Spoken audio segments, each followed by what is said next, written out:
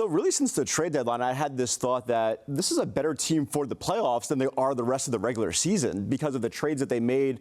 Plan A was to get those relievers and to maybe have some short starts by design a little bit and then let your bullpen go to work. Their bullpen has proven not to be good enough for that, right? So they've gone to this other plan of, hey, we're going to maybe mix and match our starters, piggyback them a little bit. That's what they could do in the postseason, right? Like, they have these kids that they brought up. I feel like if you're asking these guys to go 5-6 innings, you're probably asking for too much.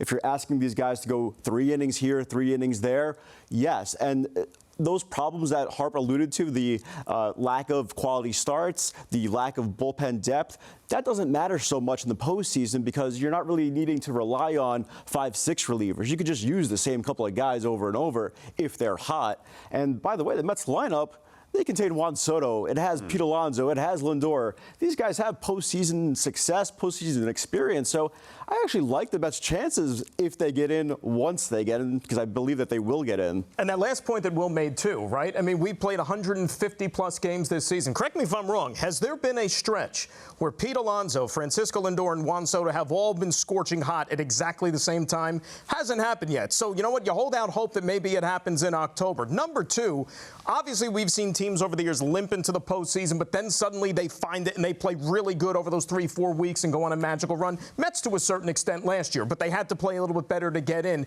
This team has not played at an elite level since mid-June. Obviously, we remember June 13th and all that stuff, the record since. So they are due. It's been 3 months since they have played at that level. They have it in them, as Will said. You got to wait for it to come out now. Yeah, I mean, I like the theory of it. I just got to see it because, I mean, the pitching-wise, they definitely should be better, I would think, better set up. But you need somebody besides the starters to fill in those gaps to get to Diaz in the 9th inning. Somebody's got to step forward there. And then I don't know what to believe with this offense. I mean, they're so unpredictable that is Soto going to get it done? Is Alonso going to get it done? Is Lindor? All these guys, as you said, they really haven't hit together. They could get hot at the same time, but they could also, we've seen them go cold, and so that could be a problem. But I do like the theory, Will. You know, I was just thinking about this. I think over the course of the last 2 days, we've said the word piggyback more than we've ever said in the history of SNY before. I think so. What I mean, it's like piggyback this, piggyback that. What do you call it, PB? Yeah, Plan PB, the piggyback plan. And it's working, so stick with it. And I do think it's going to help them come postseason time.